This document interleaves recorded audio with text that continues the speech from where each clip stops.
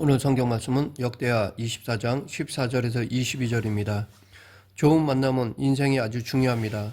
무엇보다도 가장 중요한 하나님과의 만남이 있어야 하고 친구, 스승, 배우자 등의 만남들도 중요합니다. 지금까지 살아오면서 이 사람과의 만남은 정말 감사하고 좋았다라고 생각되는 사람이 있으십니까? 있다면 몇 명 있습니까? 그런 만남은 인생에서 그리 많지는 않습니다. 이것은 예나 지금이나 마찬가지라 봅니다. 유다 왕 요아스에게도 이런 귀한 만남이 있었습니다. 그러나 그 만남이 끝난 뒤 요아스는 급격히 무너지는 모습을 보였습니다. 안타까운 일이 아닐 수 없습니다. 이 시간 요아스를 통해 지금 우리들에게 필요한 교훈을 알아보겠습니다. 역대하 24장 1절 요아스가 왕위에 오를 때에 나이가 7세라 예루살렘에서 40년 동안 다스리니라. 그의 어머니의 이름은 시비아요 브엘세바 사람이더라. 요아스가 유다의 왕이 된 것은 불과 7살 때였습니다. 7살이면 사실 아무것도 모르는 나이입니다. 당시 이스라엘에서는 피비린내 나는 권력 투쟁이 있었습니다. 예후가 북이스라엘 왕 아합 집안 남자들을 다 죽이면서 남유다 왕인 아하시아까지 죽인 것입니다. 요아스는 이 아하시아의 막내 아들이었습니다. 아하시아 왕이 북이스라엘 요람 왕을 방문하러 갔을 때 예후의 칼에 죽임을 당하자 유다 땅에는 예기치 않은 칼바람이 불었습니다. 아하시아의 어머니이자 아합과 이세벨의 딸인 아달랴가 아들을 대신해 자기가 왕위에 오르려고 자기 손자들 즉 아하시아의 아들들을 모두 죽여버린 것입니다.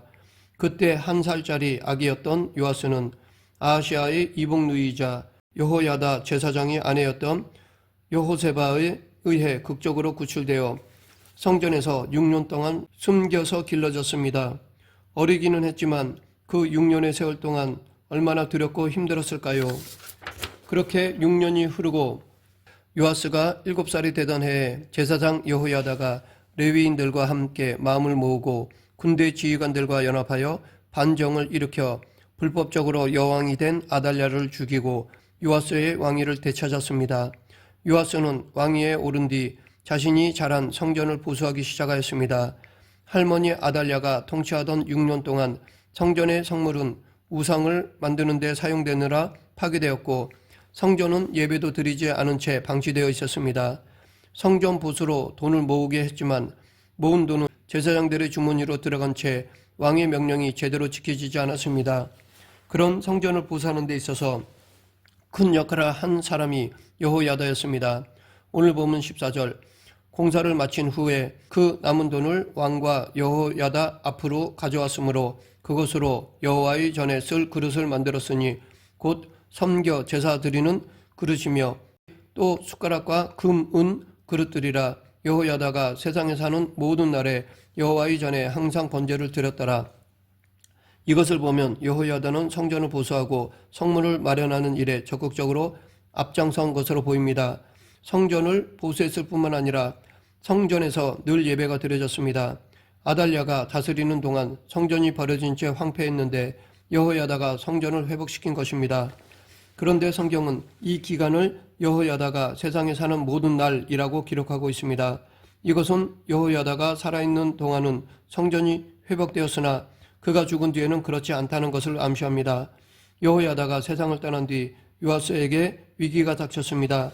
즉 아람 왕 하사엘이 블레셋의 가드를 점령하더니 이제는 예루살렘을 향하여 올라오고자 한다는 것이었습니다. 요아스에게 닥친 위기는 그가 하나님을 떠났기 때문에 생긴 위기였습니다. 사실 어느 시대 어느 나라건 전쟁은 끊임이 없었습니다. 특히 근동 지방의 이스라엘은 늘 전쟁의 위험 가운데 놓여 있었습니다. 그러니 요아스에게 닥친 전쟁의 위기는 따지고 보면 그리 특별할 것도 아닙니다. 그런데 문제는 요아스에게 닥친 위기는 일촉즉발의 전쟁 상황이 아니라 사실 그것에 대응하는 요아스의 태도에 있었습니다. 요아스는 이 위기 상황을 하나님의 방법이 아니라 세상적인 방법으로 해결하였습니다. 열왕기하 12장 18절 유다의 왕 요아스가 그의 조상들 유다 왕 여호사밧과 여호람과 아하시아가 구별하여 드린 모든 성물과 자기가 구별하여 드린 성물과 여호와의 성전 곳간과 왕궁에 있는 금을 다 가져다가 아람 왕 하사엘에게 보냈더니 하사엘이 예루살렘에서 떠나갔더라. 요아스는 성전과 왕궁의 금을 아람 왕 하사엘에게 바침으로써 전쟁을 피하고자 하였습니다. 하나님께 구별해서 드린 성문을 이방 왕에게 바쳤습니다.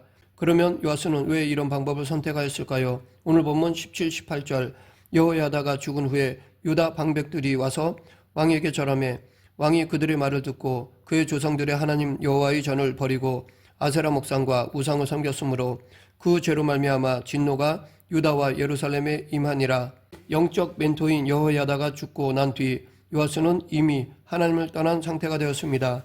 그러던 중 아람 군대의 침공이라는 시험을 통해 요아스의 신앙 상태가 드러난 것입니다.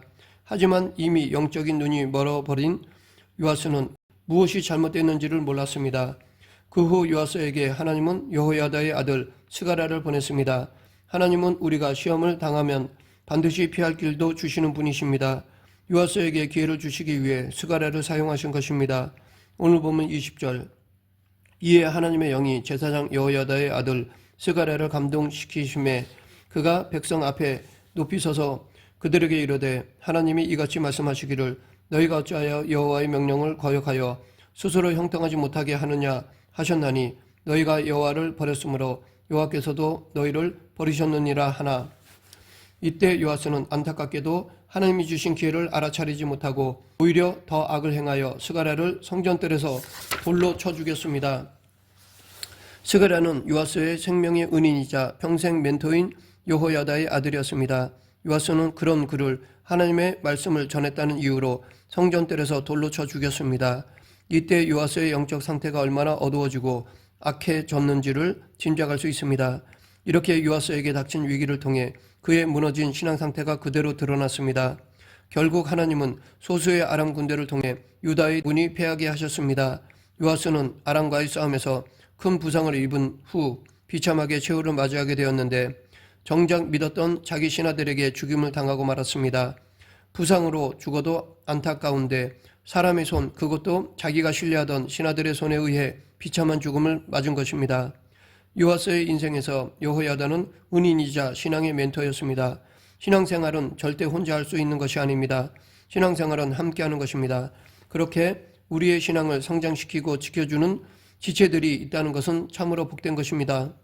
그런 면에서 솔로몬은 철이 철을 날카롭게 하는 것 같이 사람이 그의 친구의 얼굴을 빛나게 하느니라 라고 하였습니다.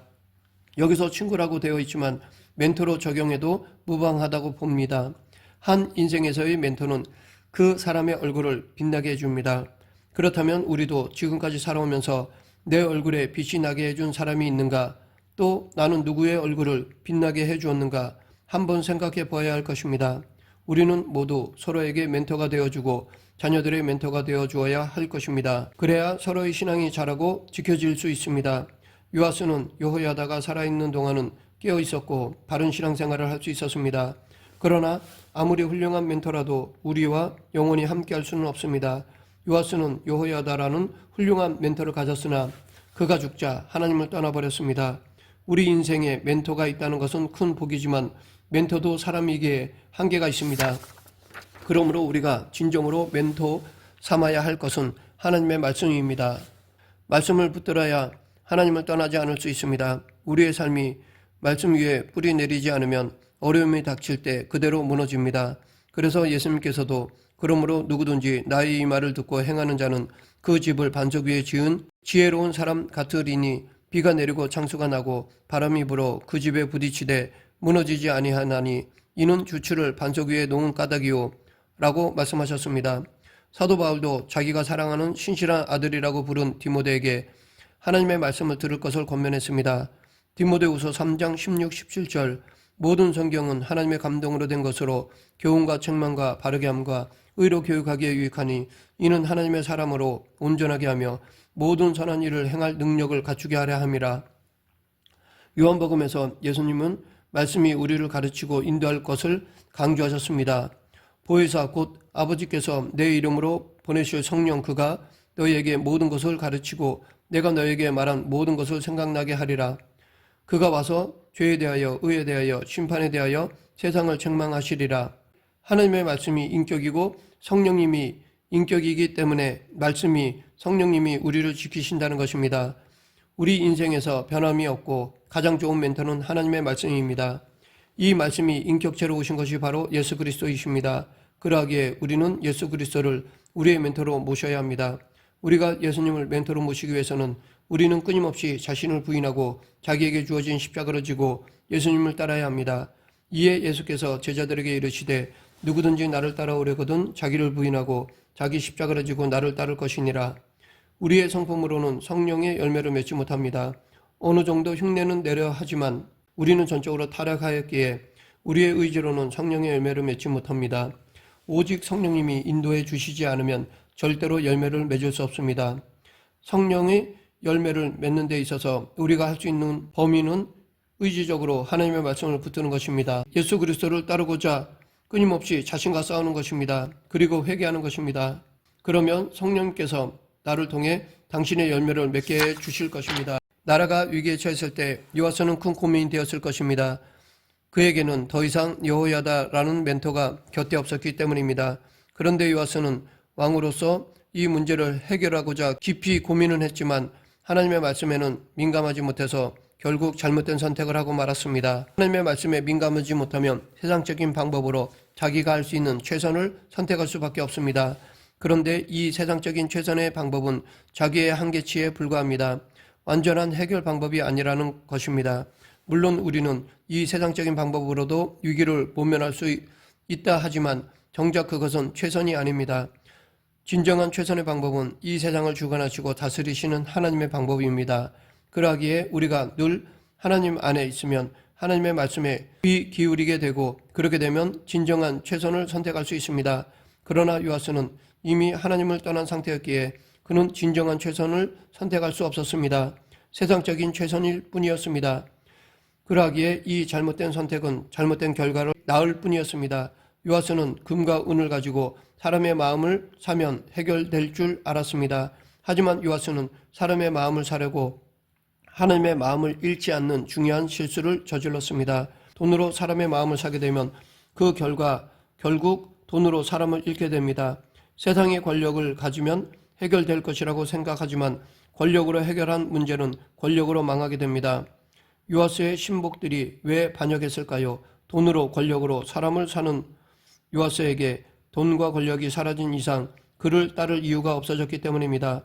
또 생명의 은인이자 영적 지도자였던 여호야다의 아들 스가랴를 죽인 것을 응징한다는 명분도 있었기 때문입니다. 잘못된 선택의 결과는 이렇게 비참합니다. 그렇다면 나는 지금 무엇을 믿고 있습니까? 그것은 과연 신뢰할 만한 것입니까? 진리에서 벗어난 선택의 결과는 비참하다고 성경은 우리에게 가르쳐 줍니다. 위기가 닥치면 우리는 본능적으로 무엇을 붙들지부터 생각합니다. 나에게 위기가 왔을 때 내가 붙드는 것이 무엇인지가 나의 신앙을 드러냅니다. 삶의 위기를 만났을 때 우리가 놓지 말아야 할 유일한 존재는 오직 하나님이십니다. 나의 멘토이신 예수 그리스도입니다. 요아스는 성전에 있던 성물들을 내어다가 아람 왕 하사엘에게 바치면서 이것이 최선이야 라고 생각했을 것입니다. 나라를 구하고 백성을 구하려면 이 방법밖에 없어 라고 생각했을 것입니다. 그러나 어쩔 수 없었어 라는 생각이 든다면 그것은 단지 비겁한 변명에 지나지 않습니다. 요아스가 하나님을 떠나지 않았다면 나라와 백성을 지켜주는 것은 돈이 아니라 하나님이시라는 사실을 깨달았을 것입니다. 그러나 그는 이미 하나님을 떠났기 때문에 하나님이 아닌 다른 것을 의지하다가 비참하게 죽임을 당하면서 인생을 마감하고 말았습니다. 하나님의 사람이라면 하나님이 내게 맡기신 그 일을 위해 목숨을 걸어야 할 것입니다. 그럴 때 어쩔 수 없었다라고 변명하는 세상을 향해 하나님 나라를 보여줄 수 있습니다. 그러하기에 우리는 어떤 경우에도 어쩔 수 없었다라고 변명하는 사람이 되지 말아야 할 것입니다. 끝까지 믿음을 지키고 진리의 길에서 벗어나지 말아야겠습니다. 이 믿음이 없다면 위기가 닥쳤을 때 하나님을 떠나게 되고 바른 선택을 할 수 없게 되어 요아스처럼 어쩔 수 없었다라고 비겁하게 변명만 하게 될 것입니다. 말씀을 맺겠습니다. 우리가 살아가면서 문제가 생겼을 때 하나님께 묻지 않게 되면 우리 삶에서 하나님의 역사가 더 이상 나타나지 않습니다. 인생의 문제를 내가 해결하겠다고 나서면 그 무게를 내가 져야 합니다. 그러나 그 문제를 가지고 하나님 앞으로 나가면 하나님께서 그 짐을 져 주십니다. 이 믿음의 비결을 굳게 간직하고 하나님께 모든 것을 맡기고 나아감으로 하나님 앞에서 인정받는 우리 모두가 되길 간절히 축원합니다. 기도하겠습니다. 사랑과 은혜가 풍성하신 하나님 아버지, 하나님을 전적으로 신뢰함으로 세상의 방법보다 하나님의 뜻을 우선으로 하며 살아가는 그리스도인이 되게 하여 주시옵소서. 예수님 이름으로 기도드립니다. 아멘.